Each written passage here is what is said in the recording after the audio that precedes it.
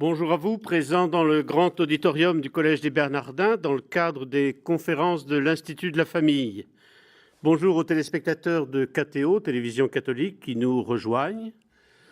L'Institut de la Famille est ce lieu de réflexion, de formation pastorale du diocèse de Paris au service de toutes les familles.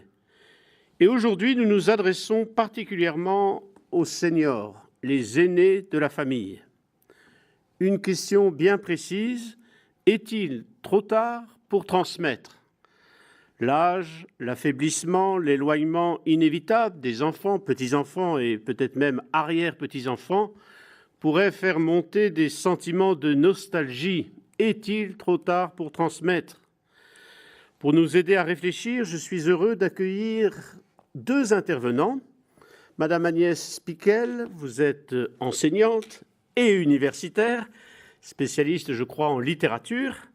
Votre expérience de directrice de nombreuses thèses et d'enseignant, bien sûr, nous éclairera précisément sur la transmission. Et puis, je suis heureux d'accueillir aussi le père Franck Chéniaud. Vous êtes jésuite, donc la pédagogie ignatienne n'a pas de secret pour vous. Et vous êtes très connu de notre assemblée et des téléspectateurs de KTO, puisque en 1985, vous avez créé la Table de Cana, une association de bénévoles qui a pour but de fournir du travail aux chômeurs, SDF, etc. Un bel acte de transmission, de travail, de dignité, de savoir-faire. Merci à tous deux de votre présence à l'Institut de la Famille. Senior, est-il trop tard pour transmettre ? Père, je vous passe la parole. Eh bien oui, senior, ça fait partie de ce public, j'en fais partie. Nous sommes interpellés. Nous sommes soupçonnés de ne plus pouvoir transmettre. C'est une question qui nous est posée par nos familles. Lorsque nos enfants sont adultes, nous ne pouvons plus chercher à les influencer. Vis-à-vis des petits-enfants, il faut bien nous garder de vouloir intervenir sur leurs choix, dans leur style de vie, leurs options religieuses ou dans leurs études. C'est une question qui nous est posée aussi dans la vie professionnelle, lorsque nous sommes en fin de carrière ou lorsque même nous sommes retraités.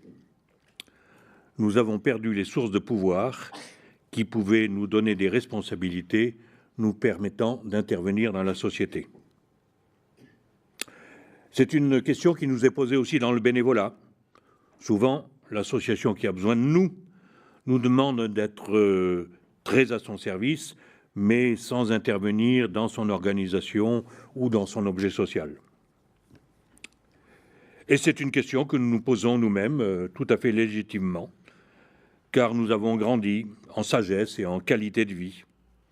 Nous avons intégré le respect, la dignité de l'homme, nous acceptons les différences, nous dialoguons avec les différentes cultures ou avec les différentes religions.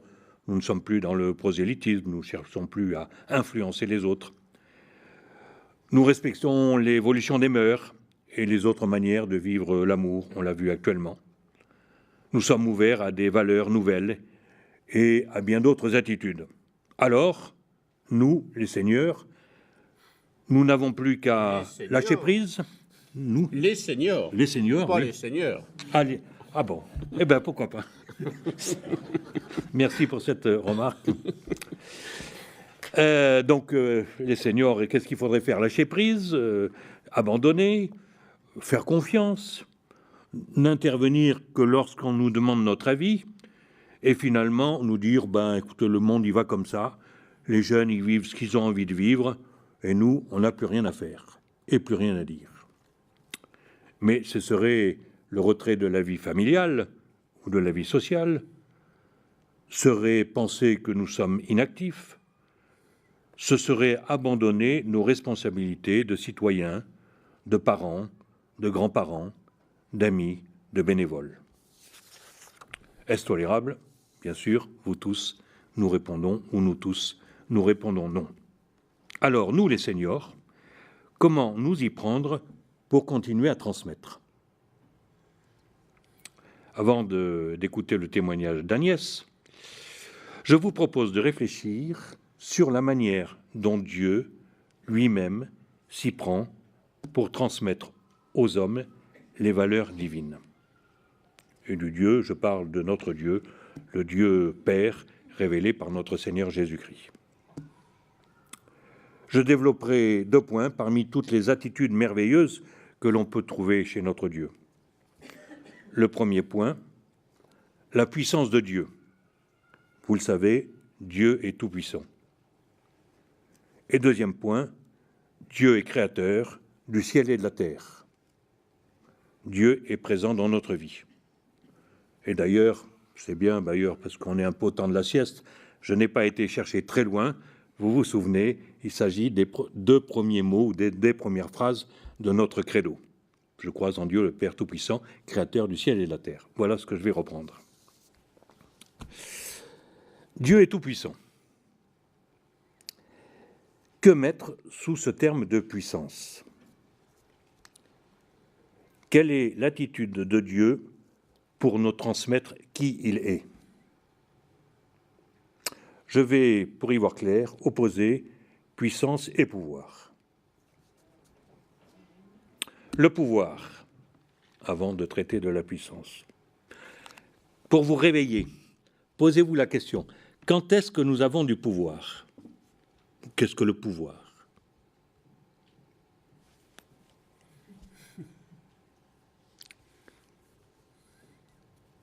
Personne ne répond.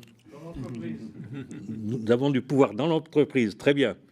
Mais qu'est-ce qui nous fait dire que nous avons du pouvoir dans l'entreprise? Et ailleurs, d'ailleurs, dans la société, dans bien de lieux, nous avons du pouvoir. On peut t'obliger à faire réaliser tel événement, tel acte qu'on désire faire accomplir. Voilà, c'est exactement ce que je voulais dire.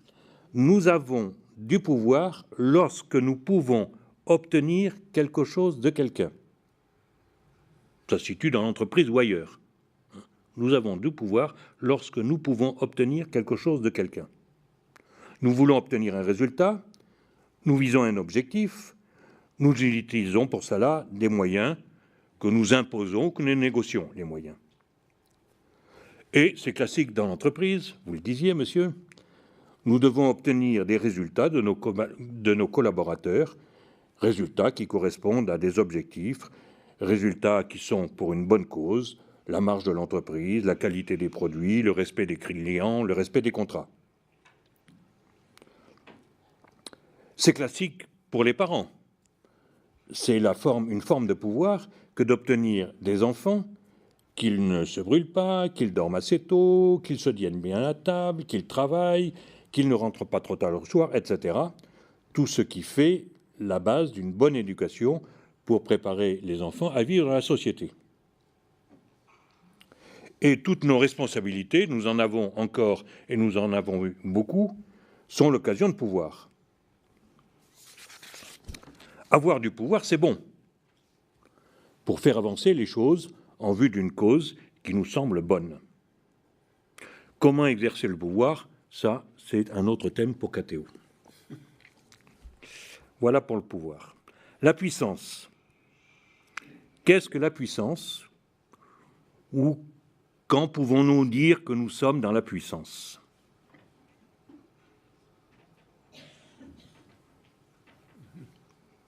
Personne n'intervient là? Non, parce qu'ils n'ont pas de micro, ces braves auditeurs. Ah, d'accord. Vaut mieux que vous fassiez question-réponse, comme ça tout le monde en profite. Alors je fais la réponse moi-même. Nous sommes puissants lorsque nous encourageons un courant de vie. Ce courant de vie, il nous habite et il existe en dehors de nous.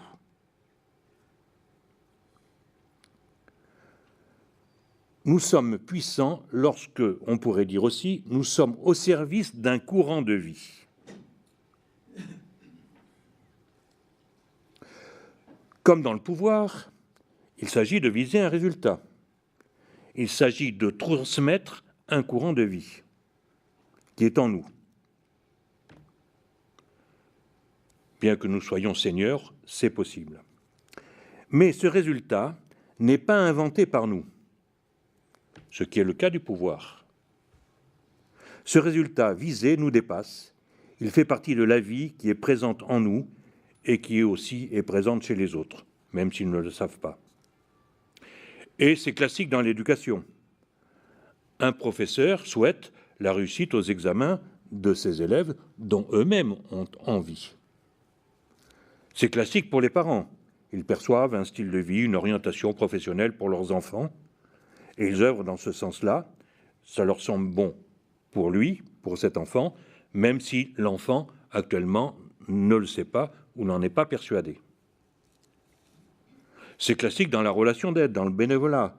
Nous ne cherchons pas d'abord à influencer les gens, mais nous essayons d'encourager dans un sens qui nous semble porteur de vie et bonne pour la personne que nous voulons aider. Donc, être dans la puissance, c'est repérer la vie, l'énergie qui nous traverse et qui existe aussi chez l'autre. Ce n'est pas nous qui inventons la finalité. Ce n'est pas nous qui décidons où est la vie, par opposition à la mort.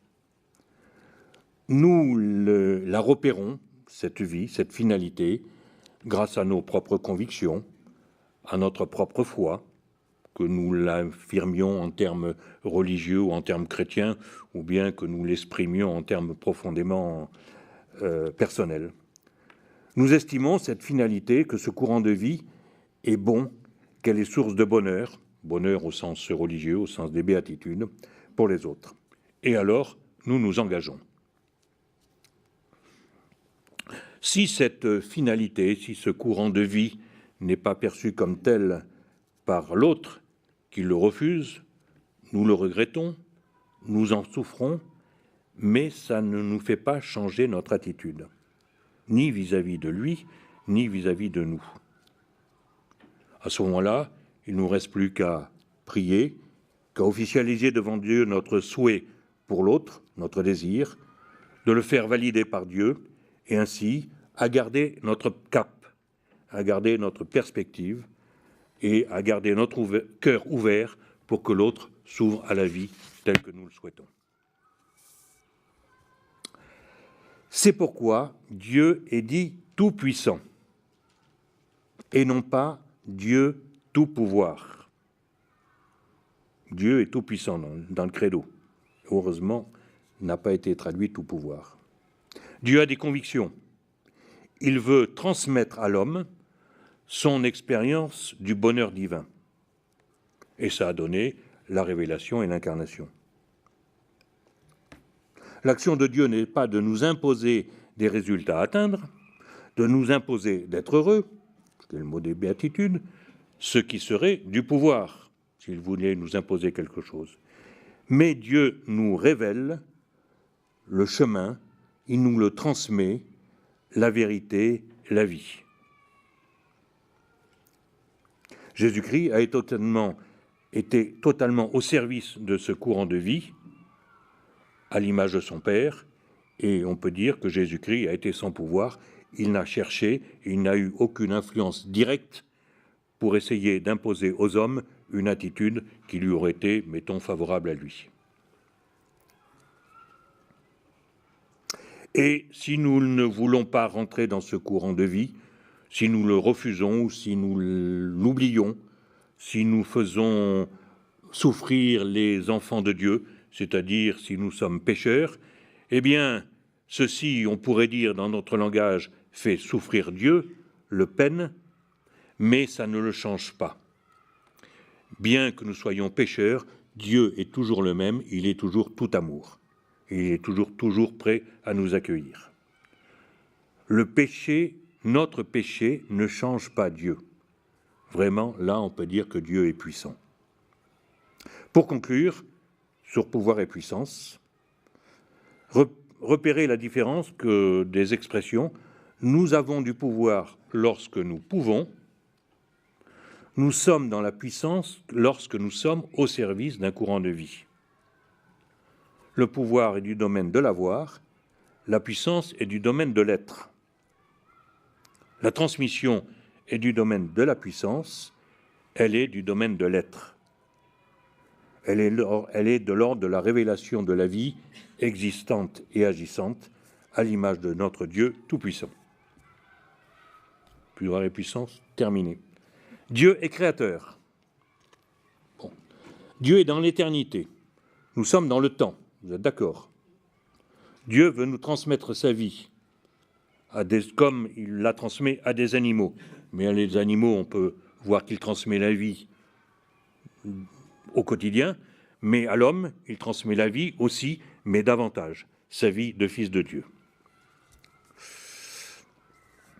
Donc, pour essayer de réaliser comment Dieu s'y prend pour nous transmettre la vie, je vais distinguer le temps et l'éternité.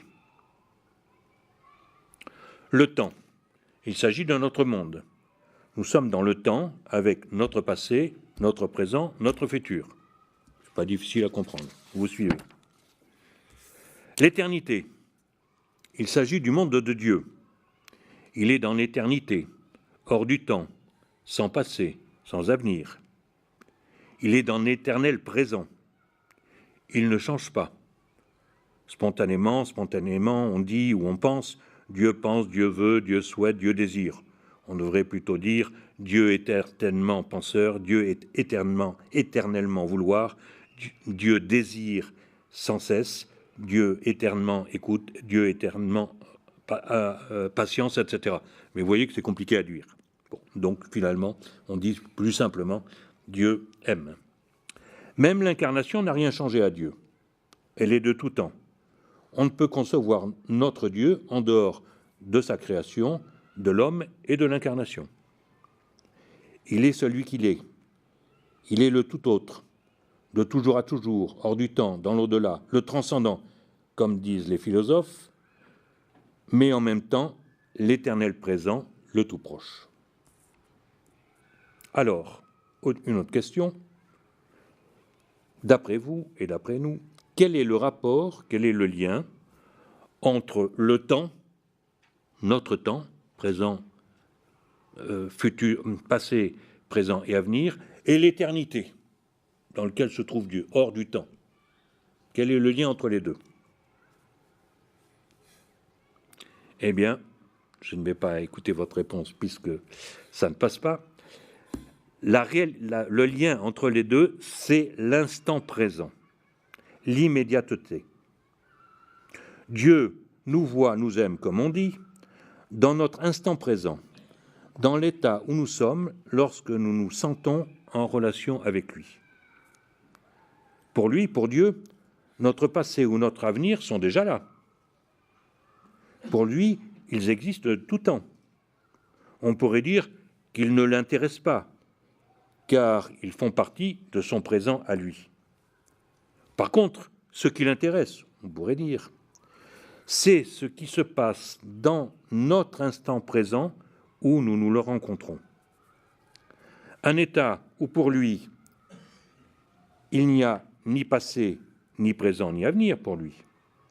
Mais dans la mesure où ce passé et cet avenir sont présents pour lui, dans la mesure où nous-mêmes, non pas lui, le rendons présent, le rendons existant, en assumant nous-mêmes notre passé et en prévoyant notre futur.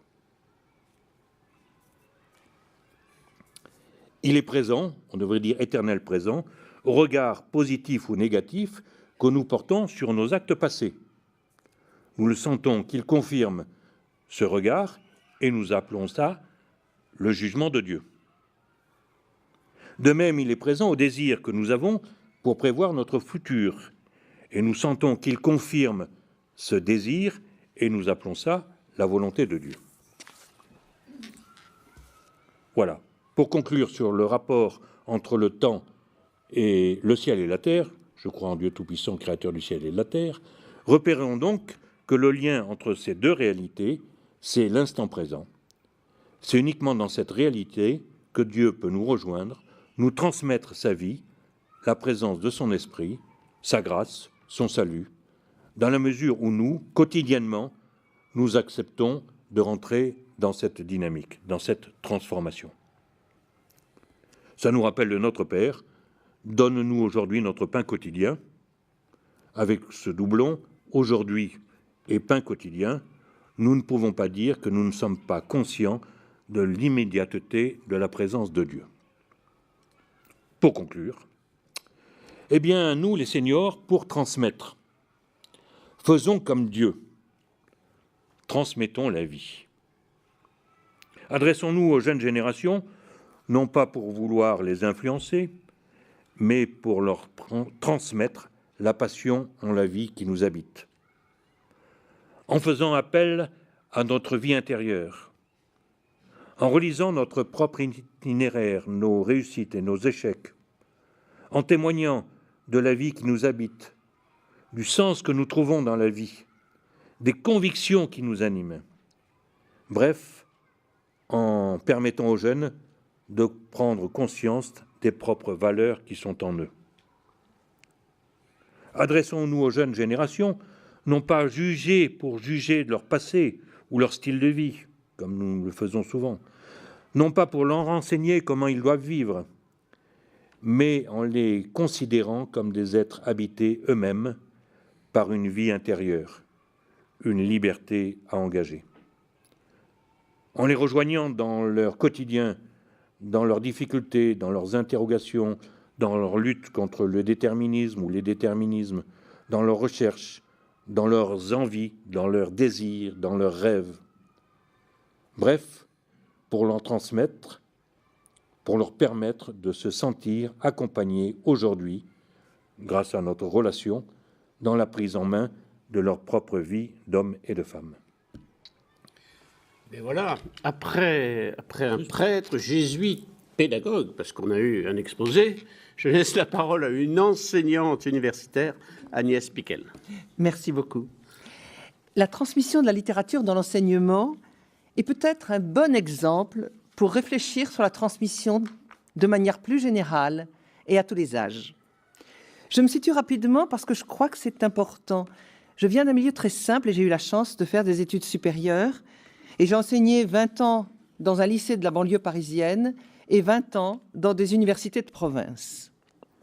Alors, transmettre la littérature, à la fac, j'avais acquis un savoir, forcément. Et j'avais tenté d'entrer dans une culture que je n'avais pas eue par héritage.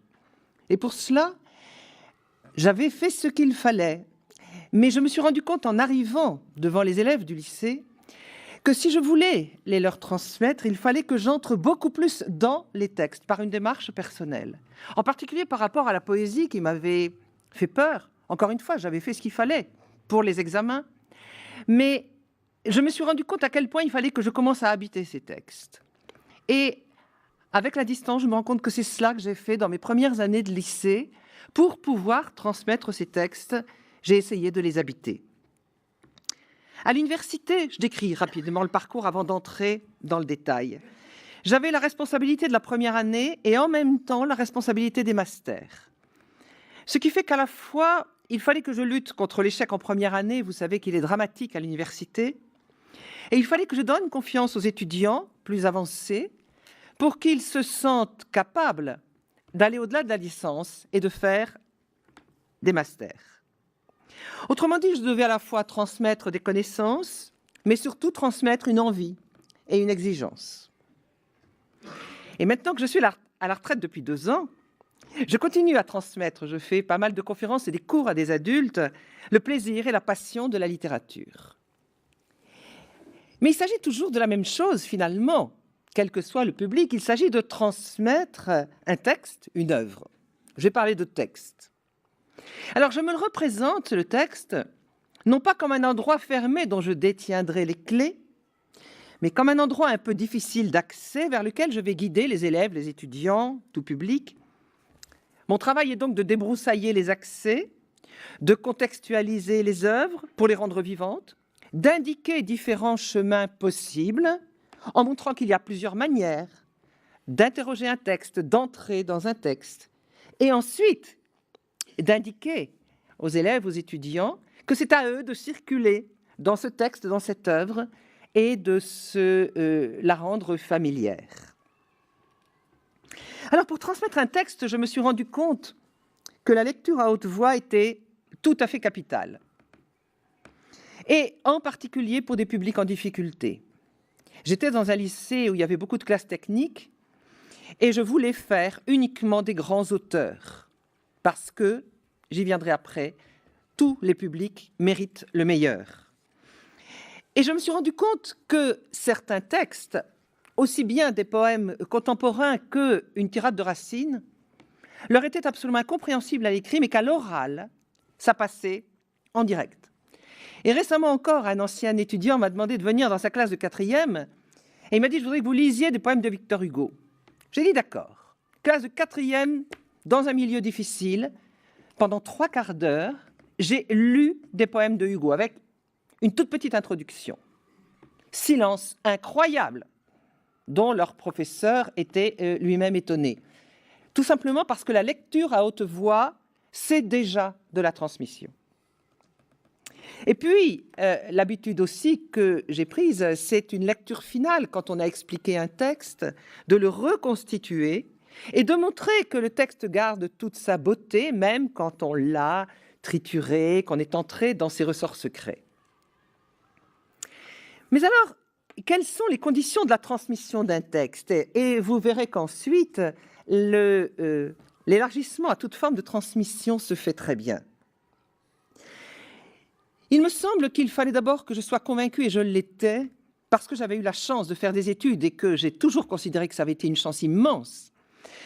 Considérer que la littérature s'adresse à tout le monde, qu'il n'y a pas d'exclus de la beauté, que l'œuvre, même la plus compliquée, n'est pas réservée à une élite, que ceux qu'on a en face de soi, quels qu'ils soient, peuvent entrer dans cette œuvre. Je me souviens encore d'un poème d'Éluard avec une classe de seconde technique. Ça a été extraordinaire. Faire confiance dans leur capacité et leur montrer de 1000 manières cette confiance. C'est difficile, mais vous le pouvez. Je suis là pour ouvrir le chemin. Manifester aussi, et ça me paraît très important, le plaisir que j'ai moi-même à avoir pu entrer dans ce texte. Et leur rappeler que entrer dans un texte, c'est le fruit d'un travail. Sans raconter mon histoire, je m'arrangeais toujours pour laisser entendre que cela n'avait pas été toujours de soi, n'avait pas toujours été facile pour moi, en particulier par rapport au texte poétique.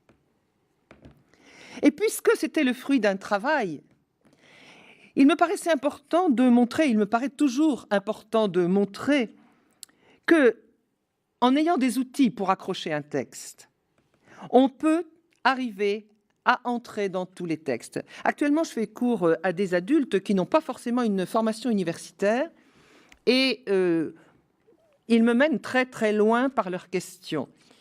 Et l'autre jour, on a commencé une œuvre un peu compliquée, le mythe de Sisyphe de Camus, philosophie, qui m'avait dit « on n'y arrive pas, on n'arrive pas à le lire ». J'ai dit « attendez, on va y entrer ensemble ». Et à la fin de la première séance sur cette œuvre difficile, je les ai sentis tellement heureux parce qu'ils se disaient « eh bien oui, c'est possible d'y entrer ». Je les retrouve demain matin et je vous avoue que je m'en régale d'avance. Donc, montrer que la rigueur dans l'utilisation des outils est féconde pour comprendre les significations. Que la compréhension d'un texte, ça n'est pas une sorte de don que l'on aurait ou que l'on n'aurait pas, mais qu'il y a des moyens et que ces moyens, on peut se les approprier. Je crois que c'est très, très important, cela. Il ne s'agit pas de science infuse ou de dons innés, mais d'appropriation possible pour tous, à condition de travailler. Et c'est une autre condition de la transmission que j'ai toujours sentie pendant que j'étais enseignante et encore maintenant, c'est donner toutes les preuves d'une exigence par rapport à moi-même. C'est-à-dire ne jamais entrer dans une salle sans avoir préparé, et avoir préparé longuement, être à l'heure. Et en fonction de cette exigence qu'ils sentaient, par exemple avec des classes de lycée, rendre les copies très vite, ça c'était une exigence que je m'imposais, mais du coup, parce qu'ils savaient que j'étais exigeante par rapport à moi-même, et que s'il y avait eu un manquement, je m'en excusais, je pouvais être exigeante par rapport à eux. Et il me semble que cette réciprocité était une condition absolument indispensable. Et ça, je peux vous dire que les lycéens, les étudiants le sentent toujours. Alors vous allez me dire, bah oui, mais c'est pas pareil. Bah oui, mais si quand même. Il me semble, et je suis moi-même senior, que l'on ne peut transmettre que si l'on fait confiance. Si l'on fait confiance et si l'on respecte celui à qui l'on veut transmettre dans ce qu'il est. C'est-à-dire en trouvant du positif à sa vie, à sa manière de voir, même si elle est différente de la nôtre. Renvoyer une image positive de celui à qui l'on transmet comme d'un être en devenir, un être capable du meilleur. J'avais trop souvent entendu dans ma propre formation, et je savais que des enseignants le faisaient, traiter des publics entiers d'idiots, leur dire qu'à la limite, ils n'en étaient pas capables. J'ai entendu des choses qui m'ont horrifiée, et je sais qu'elles sont vraies. Un enseignant disant à tout un amphi que la culture, c'était vraiment pas pour eux, ils étaient tout juste capables de la culture des betteraves. On était dans une université de province. Je trouve ça absolument scandaleux que l'on ose dire à des gens qu'ils ne sont pas capables. Alors que tout le monde est capable, et vous le savez comme moi, même s'il n'y a pas officiellement à l'université de sélection, il y a une sélection. Ils avaient donc devant eux, nous avons devant nous des gens pour qui c'est une chance extraordinaire d'être là. Je me souviens des amphis à Amiens ou à Valenciennes, là où j'ai enseigné. Pour la plupart des jeunes qui étaient là, c'était extraordinaire. Ils n'y avaient pas cru qu'ils arriveraient jusque-là. Et notre seul rôle, c'était de leur dire « Mais vous êtes capables d'aller encore plus loin, vous êtes arrivés là, vous êtes encore capables d'aller plus loin. » Et je trouve que ce regard positif que l'on envoie vers l'autre, c'est la condition de la transmission. Quand au bout de la licence, je les connaissais bien, mes étudiants, ils venaient me voir et on parlait de la suite et je leur disais « Allez, un master. » « Oh non, non, non, ça c'est... Non, non, non, je ne suis pas capable. » Et alors, avec eux, je leur disais « Vous vous souvenez, quand vous êtes entrés en première année, c'était comment ? Moi, je me souviens très très bien de vous, et c'était vrai, hein, parce que j'étais responsable pédagogique de la première année. Je me souviens très bien comment vous étiez. Vous aviez peur, vous n'y croyiez pas. Puis petit à petit, vous avez pris confiance. Et maintenant, vous avez votre licence. Alors, allez, vous en êtes capable. Et combien de fois, à la fin du master, ils revenaient me voir. Ils n'avaient même pas besoin de revenir. Souvent, je les avais dirigés dans leurs recherches. Et je leur disais, vous voyez ? Ah, ils me disaient, oui, mais franchement, j'y croyais pas. Et je vous avouerai que quelquefois, je disais peut-être un tout petit peu plus que ce que je pensais. Quelquefois, je me disais, oh là là, il va avoir du mal ou elle va avoir du mal. Mais le regard positif que j'envoyais, parce que je me disais, après tout, c'est quand même possible, ça a amené des éclosions, pas seulement moi, mais aussi leur courage. Ça a amené des éclosions extraordinaires. Et j'ai vu des jeunes gens passer en 3 ans ou en 4 ans ou en 5 ans d'un état de chrysalide apeuré sur « je ne sais pas faire, c'est pas pour moi, je ne suis pas bon, je n'y arriverai pas », à non pas une vanité, mais ça a été possible. Et alors je pouvais les lancer vers la suite de leur métier en m'appuyant non pas sur n'importe quoi, mais sur « regardez ce que vous avez fait, regardez ce dont vous avez été capable. Alors maintenant, vous imaginez bien que vous êtes capable de beaucoup plus. » Cette image positive me paraît constitutive absolument de toute transmission. La seconde chose, c'est l'évidence pour moi qu'il faut s'impliquer dans la transmission. Je ne dis pas que l'enseignant doit parler de lui, mais il y a d'autres moyens de s'impliquer que de raconter peut-être dans le détail. Encore que pour les seniors, je pense que nous pouvons raconter et que les jeunes générations attendent peut-être que nous parlions plus. Je regrette infiniment de ne pas avoir interrogé davantage mon père, et maintenant c'est trop tard. S'impliquer dans la transmission, et là je rejoins ce que disait Franck Chéniaud, c'est montrer ce qui a du sens pour nous. C'est transmettre beaucoup plus que des contenus, un élan ou une passion. Je me souviens que souvent, quand je sortais de l'amphi, les étudiants étaient là, et j'en entendais qui disaient « Oh, j'ai envie de lire ça, j'ai envie de lire ça ». Puis plusieurs fois, je me suis retournée en disant « Vous savez, c'est exactement le but. C'était que vous ayez envie, vous. Parce qu'après tout, on le sait maintenant, les connaissances, ils les trouveront. Mais l'élan, l'envie, Ça, ils ne le trouveront pas sur Wikipédia. Donc, il me semble que c'est cela qu'il faut transmettre. Et on ne le transmet que si on laisse affleurer ce qui nous a donné à nous du plaisir, ce qui nous a donné à nous de l'élan, ce qui a fait sens pour nous. Et je reviens à mon terme de plaisir. Les étudiants souvent me disaient, mais on a l'impression que vous aimez ça. Mais je dis, bien sûr, j'aime ça. J'aime la transmission, mais j'aime la littérature. Donc effectivement, j'ai du plaisir à tout cela. Et je pense que, vous le savez, dans les études de lettres, beaucoup se destinaient à être enseignants, leur montrer que j'avais du plaisir dans la littérature et du plaisir encore plus peut-être dans la transmission, je crois que c'était tout à fait capital. S'impliquer dans la transmission, c'est montrer également qu'on a aussi été en apprentissage, en découverte, et peut-être même laisser entendre qu'on a pu être en échec. Et là, je dirais que je penserai à la transmission non pas seulement à mes élèves ou à mes étudiants, mais à mes jeunes collègues. Je me suis rendu compte à quel point les jeunes collègues au lycée, mais à l'université aussi, étaient démunis par rapport à ce métier, même à des périodes où la formation était peut-être bonne. Il n'empêche qu'ils étaient démunis et que ce qui les aidait, c'était peut-être au point de départ des conseils, mais plus encore, c'était d'arriver un jour en salle des profs, surtout au lycée, et de dire « Ah non, aujourd'hui, ça n'a pas été ». Et évidemment, il y a des jours où ça n'allait pas. Pourtant, j'étais, je crois, une enseignante à ce moment-là, chevronnée, mais dire qu'on peut être en échec. Et montrer cet tâtonnement, je l'ai fait beaucoup aussi avec mes jeunes collègues de première année qui arrivaient dans l'enseignement supérieur. Et j'ai eu ce plaisir, une fois, une jeune à qui je disais « Alors c'est super comment tu t'investis dans ton enseignement en première année », elle m'a regardée, elle m'a dit « Mais Agnès, c'est grâce à toi ».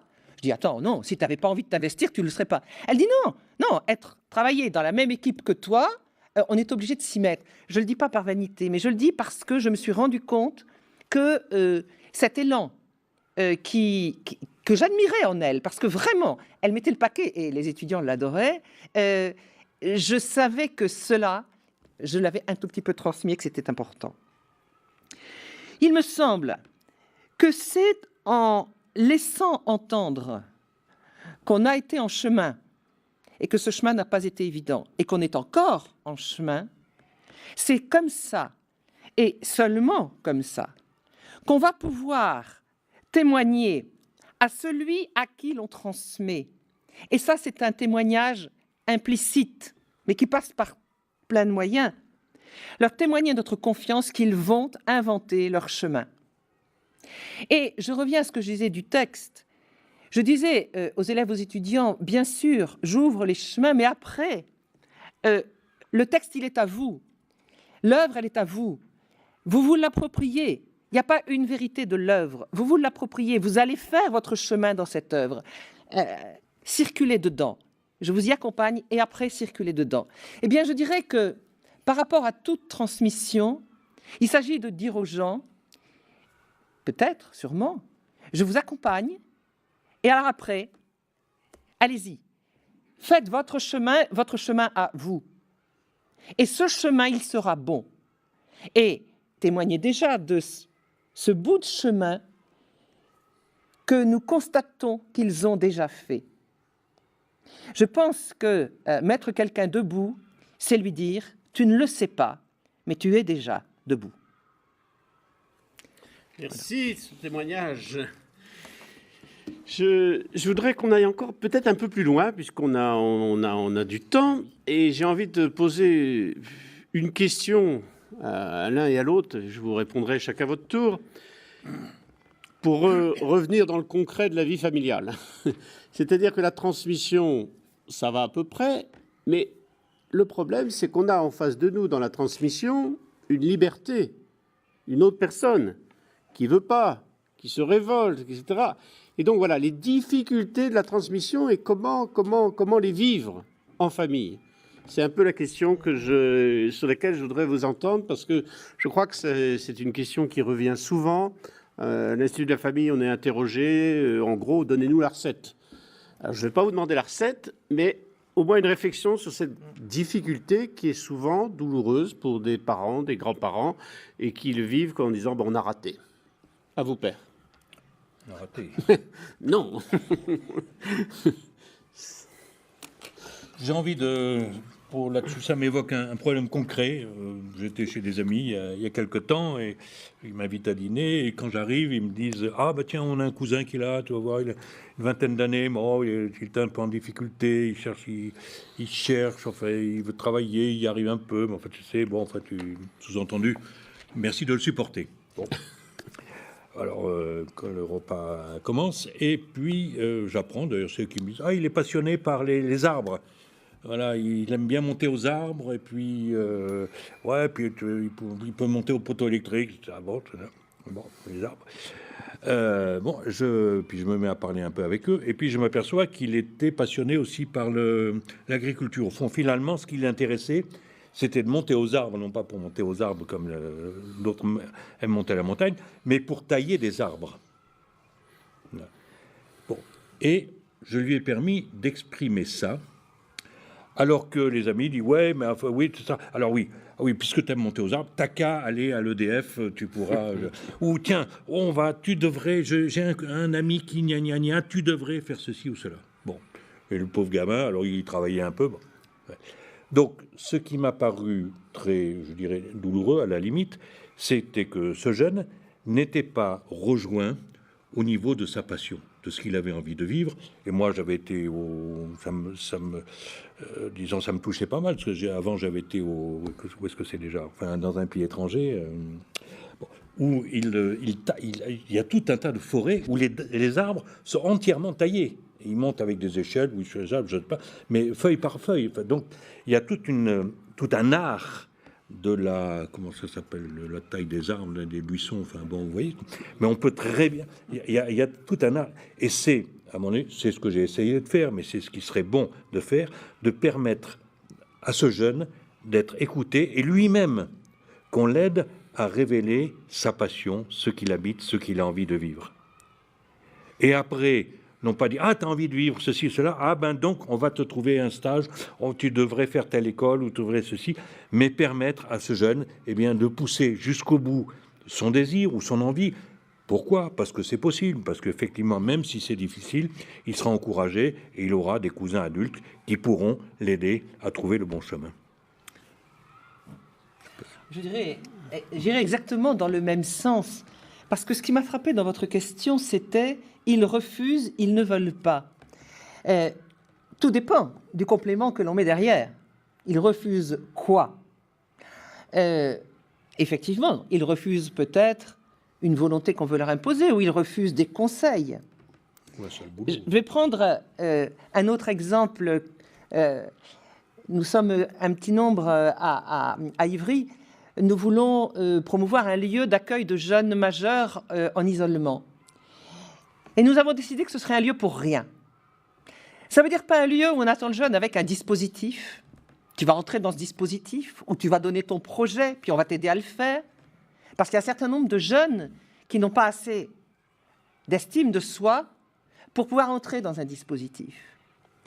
Et donc ce lieu, ça sera un lieu pour rien, c'est-à-dire un lieu où l'on n'attend pas avec un projet, mais un lieu où la parole circule déjà entre nous. Et quand ce lieu va s'ouvrir, et ce sera bientôt, nous y serons à certaines heures, le soir, quand ces jeunes, qui ne sont pas des SDF, mais qui ne sont rattachés à rien, nous allons continuer à parler entre nous. Et si les jeunes viennent, qu'ils ont envie, ils viendront forcément en groupe, ils ne viennent jamais tout seuls.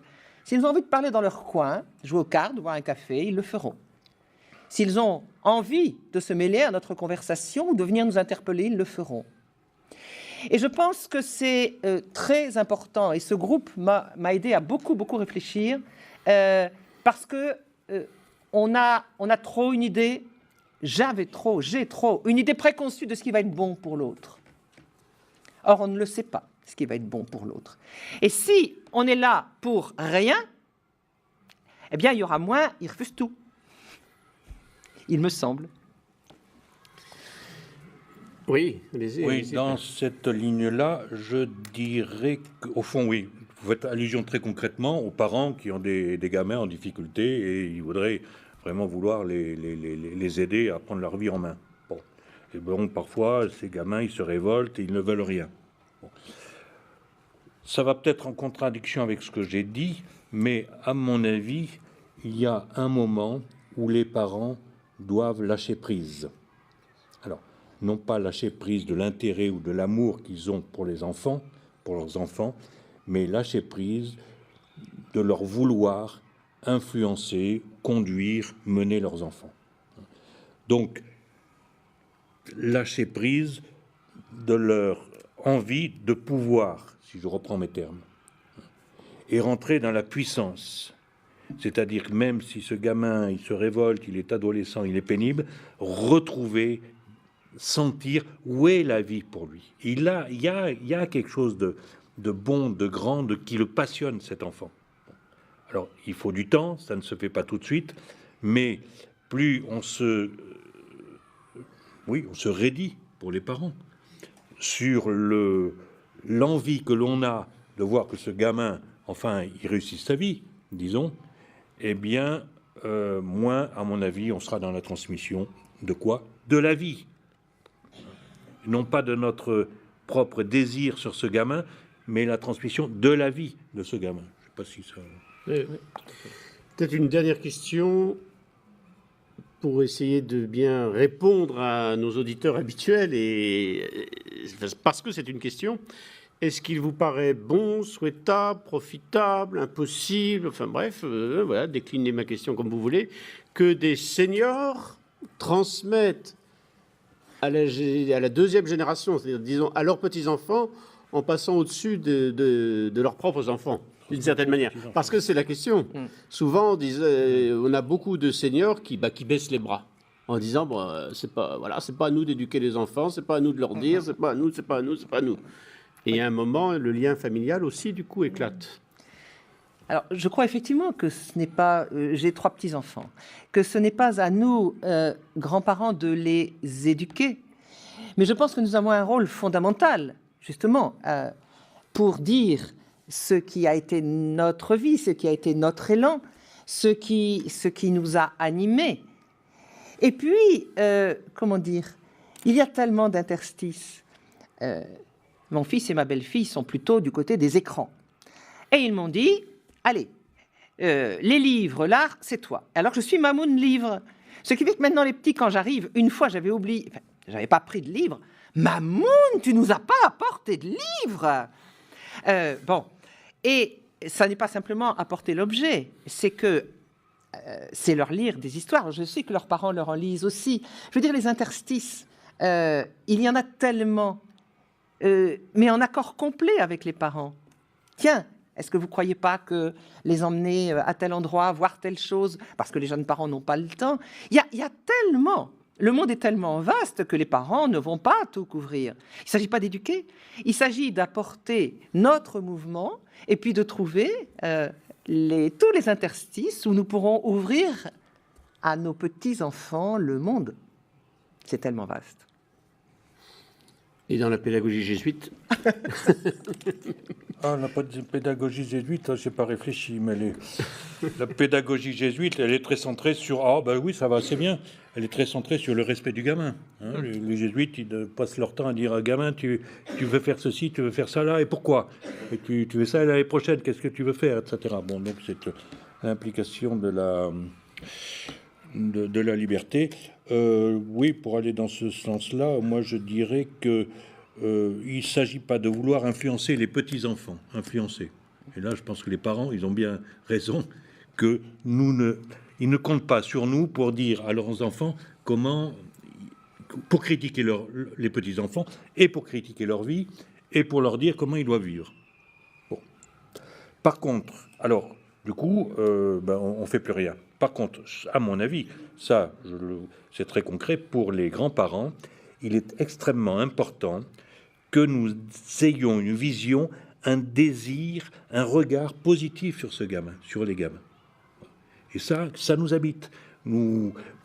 l'exemple que je donnais tout à l'heure sur une potentialité, sur leur qualité, sur leur manière de se comporter dans la vie.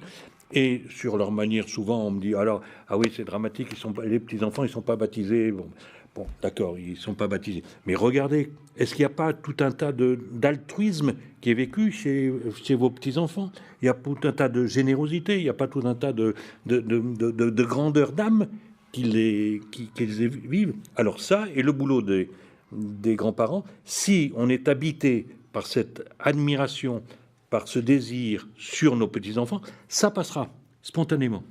Voilà. Les parents s'en apercevront ou s'en apercevront pas. De toute façon, même s'ils s'en aperçoivent, qu'ils soient d'accord, ça passera spontanément. Et nous transmettrons la vie, du dynamisme, du désir, de l'envie aux petits-enfants, sans vouloir, et nous aurons raison, ou nous aurions tort, sans vouloir les influencer. Influencer, c'est imposer pour vous? Pour moi, oui, je dirais le même chose, mais toi qui influencer. Oui, alors, j'aime toujours bien l'étymologie des mots dans influencer. Il y a flux. Si l'influence, on la voit plutôt comme une sorte de flux vital qui sort de nous et qui va vers celui à qui l'on transmet, ça ne me dérange pas.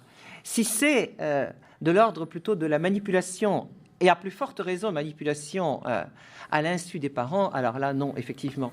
Mais j'aime beaucoup le sens étymologique de influence. Agnès Piquel, un grand merci. Au père Franck Chénion, un grand merci de ce que vous nous avez transmis. Et chers amis, à très bientôt.